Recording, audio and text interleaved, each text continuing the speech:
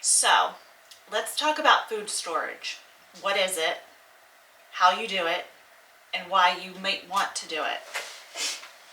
Food storage is basically what it sounds like. You're storing food, and it could be for any reason. Our reason, what prompted us to do that, if you hear that clicking, it's the dog walking around on the hardwood floors. Sorry about that. During the pandemic last year and the subsequent shutdown that we had in our state, we found it a little bit difficult to find some of the normal staples that we got at the grocery store. They were hard to find, one of them being yeast, because everybody took up bread baking during the shutdown. So we decided ahead of time, my husband Darren followed pretty closely what was going on prior to our shutdown and suggested that we stock up a little bit. So we did that. We have what we call the freezer room in our basement. It's pretty cold down there and we have shelving, and I just went to some of our local grocery outlets and regular grocery stores, and these wholesale places like Costco and Sam's, and we stocked up on what we could prior to shutdown. And then once shutdown came, we were desperate for a few things, and so were some of our loved ones. So we decided, let's do food storage.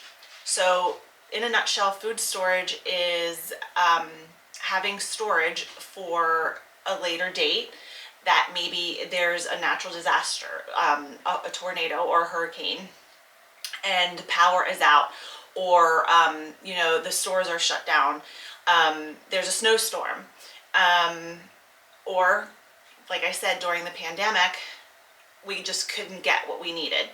So that's what it is. How? A lot of people, I think there's a misconception that you have to, like, the only people who need or have food storage have these great big families, and that's just not true. You could be a single person, or just a couple, or a family of 5 like us, and still have food storage. It just, we try to make our grocery trips to the store as few as possible. So we like to shop once a month, and we try to get as much as we can in that one trip, and we continue to strive for being self-sufficient with as much as we can. So places, we live in a house, obviously, and we have our room downstairs. But what if you live in an apartment, or a studio, or you're in a tiny house? There are all different places that you can use for food storage that you may not think of. What about that space above your refrigerator? Maybe you have a couple of cabinets up there that you don't really use. They don't tend to be super high. Sometimes they're deep, but not always. You could clear those out of the things that you're not using and use that for your storage. You could check underneath your kitchen sink. It's amazing how, after you go through a little bit of organization of what's in there, the space that you discover. You could put canned goods in there. There's always a space, even so small, between your refrigerator and your next cabinet, or your refrigerator and your countertop, that you could put a line of boxes, or thin boxes, or cans. What about if you have a spare bedroom and you're not using the closet in there? Use that closet, put in some cheap shelving, and make that your food storage. It doesn't have to be this grand thing. You could put bins. If you have a bed that's off of the ground and you have space underneath your bed, you could put organizing bins under your bed. You could stash things behind your headboard so that it's not noticeably visible right away. There are ways, and you really don't need to have anything special, just a few things special for a few special things, if that makes sense. So now we get to what? What are you going to have for food storage? There are 2 different things. There's long-term food storage and there's short-term food storage. Long-term food storage are the things that are going to last on your shelf, or in something like this, which is a food grade bucket. This one I'm currently using for my milled flour. And you can see we got this one at Tractor Supply. This is a 5-gallon bucket.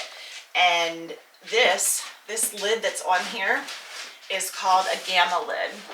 And a gamma lid is a lid that has, oh, my little seal just broke off. It's this kind of lid, and it has a seal on it, and then this piece that you lock onto your bucket.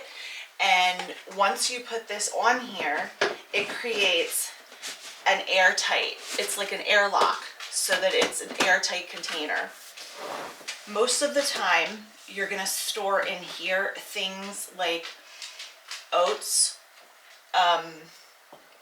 rice, wheat berries, pasta, those sorts of things. And those things are considered long-term food storage. The way you would accomplish that would be to get something like this. This is a 5-gallon. This would go in this bucket once it's open. I don't want to open it, but you would open this, put it into your bucket as a liner, and then put your rice in here. And then you would need, after you put your, whatever you're going to put in there, you would need something like this. These are oxygen absorbers, and you would put in, for a 5-gallon bucket, you would need 2,000 cc's of an oxygen absorber, and that's what these are. So I would put one of these in the bag to seal it. There's a whole process to that, and if anybody's interested, just let me know in the comments below, and I can go through that process of how you would do that. Those kinds of things, when they're stored in a Mylar bag with an oxygen absorber in an airtight container, they are meant to be stored for anywhere from 25 to up to 40 years. We're a growing family. I mean, I'm not having any more babies, but we work hard. We live on the farm and we eat. So we're going to be rotating through all of this on a normal basis. Short-term food storage would be things that have a limited shelf life. Things that you run through rather quickly. That would be beans, pasta sauce, tomato sauce, canned fruit, those sorts of things that you would want to rotate out on a regular basis. And they are, their shelf life is anywhere from, like, I think it's 3 to 5 years. So you would put those, and each time you would go, you would put them on your shelf or your under your cabinet storage or wherever you're putting them. And as soon as you bring in your new stock, you would move what you have to the front and put your new stuff in the back, so that you're constantly rotating through those. And just to give you an example, the Mylar bags I got from a company called Azure Standard. They are based, I believe it's on the West Coast, or maybe it's in Utah. I will verify that, and I can post a link for Azure Standard below. The way that works, it's kind of like a co-op. You place your order, and if you don't have a pickup around you, you can pay shipping, depending on what you're ordering. Shipping was not terrible at all. I bought 50 of these Mylar bags, and it wasn't terrible at all. If you have a pickup, then you place your order, and then you schedule pickup with that person. It's usually once a month, and you schedule a time for your pickup, and you must be there for your pickup. So if anyone's interested and you're local, I have a couple of options for pickup as well. So you would need a source for your bags. Then you would need a source for buying in bulk, and there are many options for this. There are places, like I said, Costco, Sam's, BJ's. There are also some locally run places like Sharp Shopper that handle things like this, and that is where I got this. It's a 25-pound bag of long grain brown rice. It is not organic, but it is made in the US and it's grown in the US, so it's better than something that is imported. So I got that. That's going to go into my long-term food storage. And here I have a 10-pound bag of bow tie pasta. Again, I got this at one of the grocery outlets. I will actually divide this up into smaller portions. These bags, these Mylar bags, come in all different sizes. And I have 1-gallon bags, which is approximately a pound or so would fit in there. So I will divide that up into storage. And then here I have a 25-pound bag of einkorn wheat berries.